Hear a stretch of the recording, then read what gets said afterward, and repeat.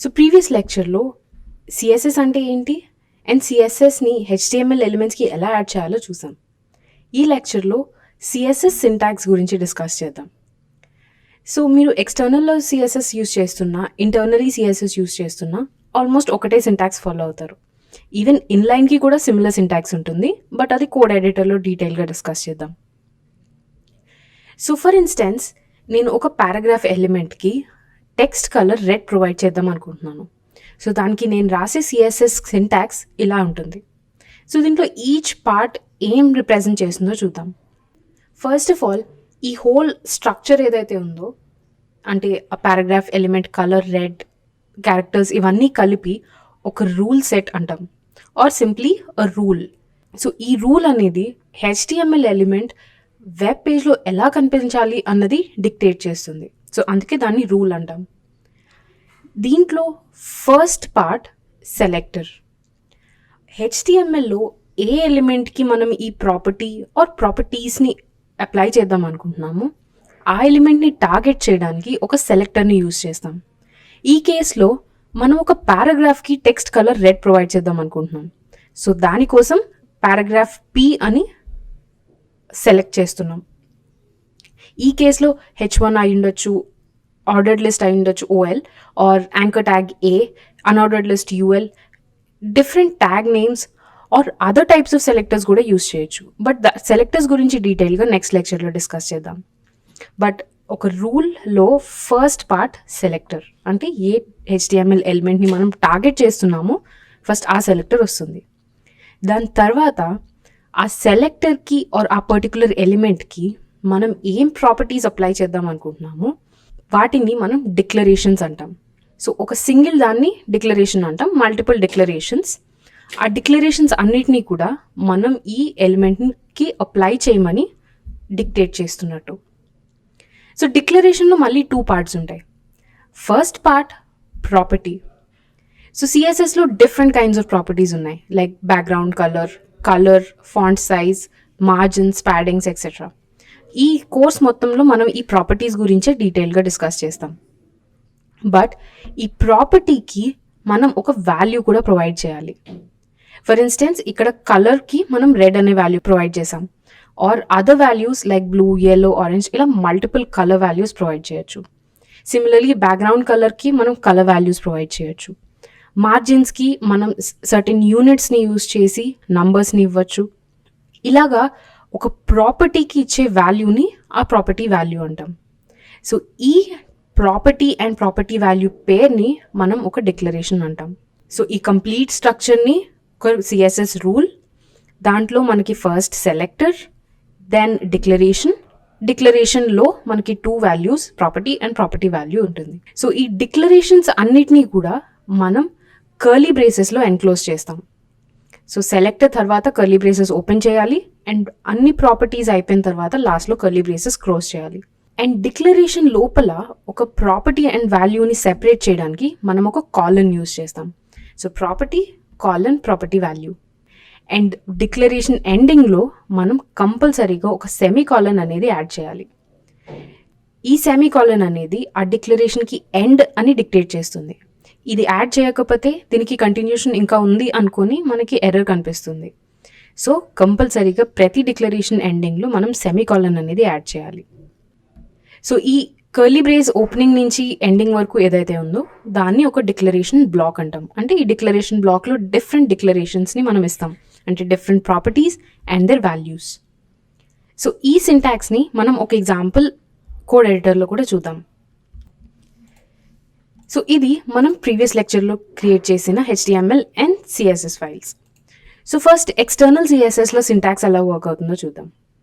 So మనం ఇందాక paragraph ట్యాగ్కి చూసాం, ఇక్కడ మనం ఒక హెడ్డింగ్కి యాడ్ చేస్తున్నాం CSS ప్రాపర్టీస్.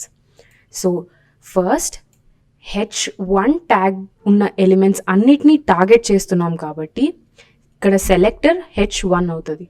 ఫర్ ఇన్స్టెన్స్ నేను ఇక్కడ ఒక పారాగ్రాఫ్ ఎలిమెంట్ యాడ్ చేస్తే, లెట్స్ సే లారెన్, అప్పుడు CSSలో ఫస్ట్ టార్గెట్ P అవుతుంది. Then opening curly brace and closing curly brace. So be careful. మీరు ఎప్పుడు సిఎస్ఎస్ డిక్లరేషన్ స్టార్ట్ చేస్తున్నా ఆ డిక్లరేషన్ని ఎండ్ చేయడానికి కర్లీ బ్రేస్, ఆ డిక్లరేషన్ బ్లాక్ని ఎండ్ చేయడానికి కర్లీ బ్రేస్ క్లోజ్ చేస్తున్నారా లేదా అన్నది చూసుకోండి. చేయకపోతే ఆ డిక్లరేషన్ తర్వాత ఉండేవి ఏవి కూడా సిఎస్ఎస్లో అప్లై అవ్వవు, హెచ్టిఎంఎల్ ఎలిమెంట్స్కి అప్లై అవ్వవు. సో కంపల్సరీగా ఒక డిక్లరేషన్ బ్లాక్కి ఓపెనింగ్ అండ్ క్లోజింగ్ బ్రేసెస్ అనేవి compulsory.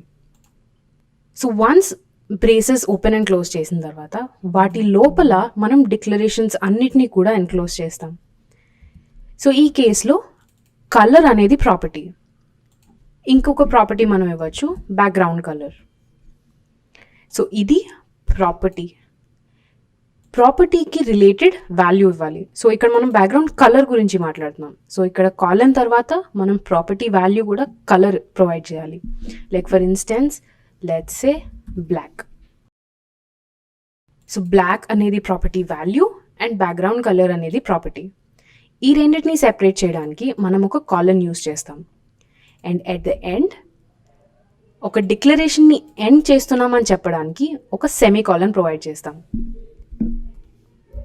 Colour colon colour value let's say white and colon. So ఇది మనం సిఎస్ఎస్లో ఫాలో అయ్యే సింటాక్స్. సో మీరు అబ్జర్వ్ చేస్తే మీరు ఇంటర్నలీ కూడా సేమ్ సింటాక్స్ ఫాలో అవుతున్నారు. Selector, opening curly brace, property, colon, property value, semicolon and closing curly brace.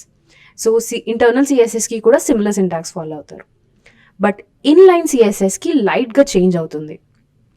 Property value pairs అనేవి కామన్, బట్ ఇక్కడ మనం సెలెక్టర్ అనేది యూజ్ చేయం. ఎందుకంటే ఇన్లైన్ అంటే మనం ఆల్రెడీ ఆ ఎలిమెంట్ ఓపెనింగ్ ట్యాగ్లో మెన్షన్ చేస్తున్నాం. సో మనకి ఇక్కడ సెలెక్టర్ అవసరం లేదు. సో ఏ ఎలిమెంట్ ఓపెనింగ్ ట్యాగ్లో అయితే మనం స్టైల్ అట్రిబ్యూట్ యూజ్ చేస్తున్నామో ఆ స్టైల్స్ అనేవి ఆ ఎలిమెంట్కి స్పెసిఫిక్గా అప్లై అవుతాయి. సో ఇక్కడ మనకి సెలెక్టర్ యూజ్ లేదు.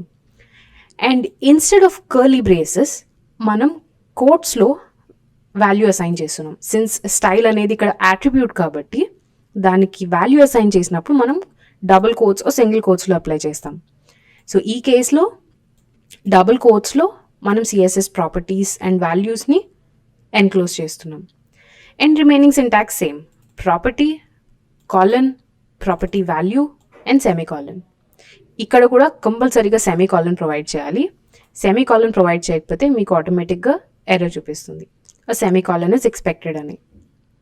సో అండ్ మీరు ఇక్కడ అబ్జర్వ్ చేస్తే మీకు ఆ ఇన్లైన్ స్టైలింగ్ కూడా అప్లై అవ్వట్లేదు. సో వన్స్ మీకు ఎర్రర్ చూపించింది అంటే ఆ సిఎస్ఎస్ స్టైలింగ్ మీకు ఎలిమెంట్కి అప్లై అవ్వదు. సో మేక్ షూర్ మీరు కరెక్ట్ సింటాక్స్ ఫాలో అవుతున్నారు.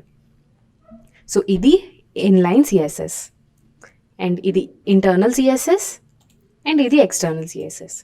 లైక్ ప్రీవియస్ లెక్చర్లో డిస్కస్ చేసినట్టు external CSS is the most recommended and the most commonly used CSS.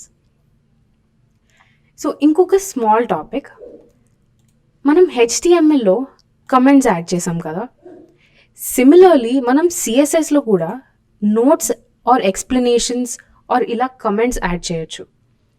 For instance ఇక్కడ నేను H1కి కలర్ బ్లూ ఇచ్చాను. సో నేను ఇది అదర్ డెవలపర్స్కి కోడ్ షేర్ చేసినప్పుడు వాళ్ళకి నేను ఎక్స్ప్లెయిన్ చేద్దాం అనుకుంటున్నాను. సో ఇది హెడ్డింగ్స్ అని చెప్పేసి. So headings text colour. So ఇక్కడ దీన్ని కమెంట్ చేయడానికి సిమిలర్ టు HTML మనం సింప్లీ Ctrl/ క్లిక్ చేస్తే చాలు, అది ఆటోమేటిక్గా కమెంట్ అయిపోద్ది. ఇలాగ మల్టిపుల్ లైన్స్ మనం యాడ్ చేయొచ్చు. బట్ మనకి ఈ కమెంట్ ముందు అండ్ ఎండ్లో ఉండే సింబల్ క్యారెక్టర్స్ అనేవి చేంజ్ అవుతాయి. సో HTMLలో మనం less than or greater than symbols, hyphens and exclamation mark use చేస్తున్నాం. బట్ CSSలో it is more simple. Just ఒక slash and star mark and slash to end, అంతే. ఈ 2 క్యారెక్టర్స్ మధ్యలో, ఈ 4 క్యారెక్టర్స్ మధ్యలో మనం ఏదైతే టెక్స్ట్ యాడ్ చేస్తామో అదంతా కమెంట్స్లోకి వెళ్ళిపోతుంది. సో అది ఏది కూడా మనకి CSS ప్రాపర్టీస్ కింద కన్సిడర్ చేయదు. సో ఇది more like notes or explanation, అంతే. For instance